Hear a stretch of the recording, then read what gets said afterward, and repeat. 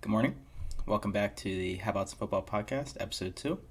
I'm your host, Kyle, and today we'll be going over the first AFC divisional round playoff game, which is the 8:15 kickoff game for the Baltimore Ravens at Buffalo Bills. Quick look at the weather. It's supposed to be high 20s, low 30s. There's a 40% chance of snow starting around 9 o'clock. I don't think it'll affect the game. They said less than an inch, and that's even if it accumulates on the ground. Don't expect it to be much of a game changer. And either way, I still think it won't affect that much because just the way that the offensive run Baltimore through their rushing attack, minimal snow is not going to hurt anything, and it's not going to be enough wind or snow to affect the passing attack of Josh Allen's offense. A quick little injury report. Let's check out the Ravens. You have outside linebacker and pass rusher Matthew Judon. Missed practice the past few days for illness. Now, he was one of the 23 players that went on the COVID-19 list back in November, right during Thanksgiving. He did test positive, so if it is true that you get that 3-month immunity, this illness is not COVID related. I'd assume like the flu or like food poisoning or something. The other player is Marcus Peters. He's been out of practice the past 2 days. It's a back injury, but expect both to play. If anything, I'll tell you right now, Peters will definitely play. The Bills, on the other hand, had about 8 players that had limited practice. Nobody missed, other than Zach Moss, of course, who's out for the rest of the postseason. But the Bills that had limited practice was players such as Stephon Diggs, Cole Beasley, Tremaine Edmonds, and Ed Oliver. But from Bills reporters up in Buffalo, they said that they don't expect anybody to miss the game, at least significant players to miss the game. Let's take a look at the key matchup that I have for this game. This is a pretty obvious one. It's going to be the Bills wide receivers versus the Ravens cornerbacks. Josh Allen, on 71.5% of his throws, is going to target his wide receivers.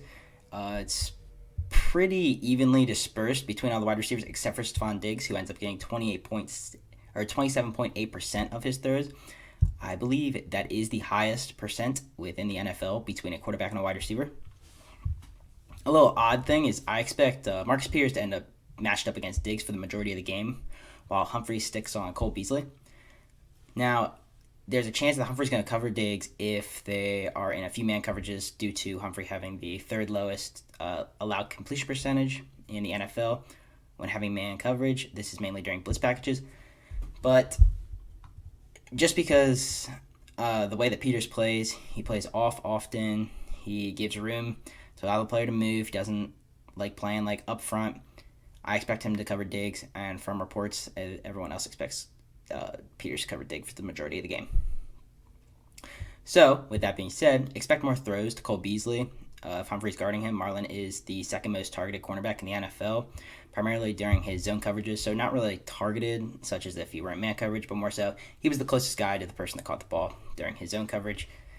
And he'll either be covering Cole Beasley or John Brown. So expect them to get more targets out of Josh Allen.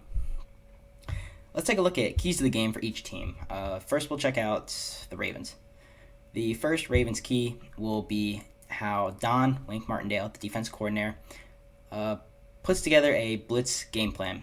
Now, the Ravens lead the league in blitz sent. That is at 44.1% of their defensive snaps they send a blitz package.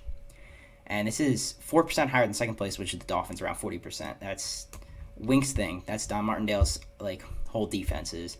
He's got these intricate, genius blitz packages where he'll set the line, he'll stack the box with 7 to 8 to 9 players, and he'll usually rush about 6 of them, drop 3 back in coverage. He really confuses these quarterbacks. They get them lost. The quarterbacks will have to panic, and that most often results in either a sack, an interception, or just throwing the ball away.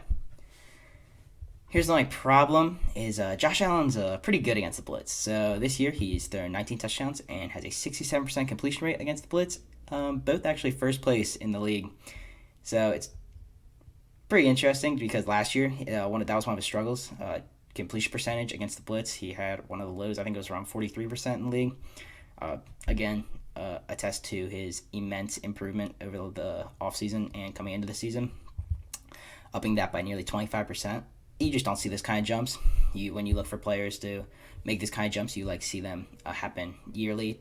Just small things, nothing crazy, but Josh just leapt. I mean, he took 4 steps up. It's ridiculous how well he's improved. But it's going to be interesting to see how Wink draws this up. But from reports, he said in an interview that he's not backing down and He's going to be sending the same out blitz as he does any other game. Second key for the Ravens is going to be control the clock, control time possession in general. All 12 of the Ravens wins coming this season have had their majority clock possession.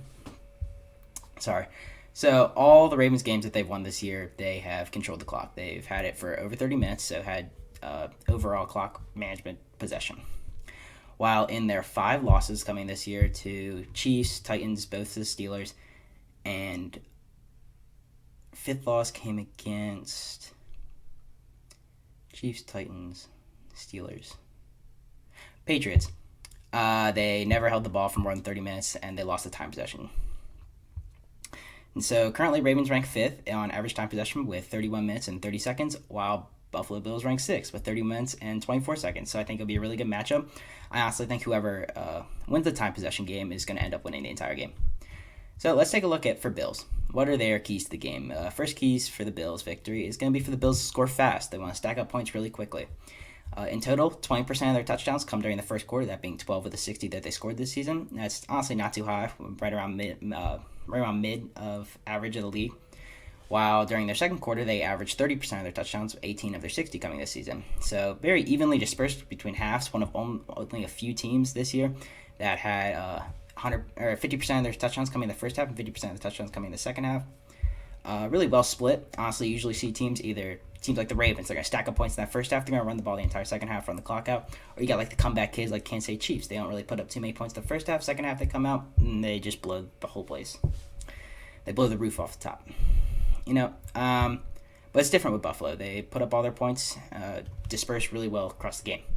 So they want to build this lead quickly against the Ravens. When leading at halftime, the Bills have only lost one game this year, and that was the Hail Murray against Arizona.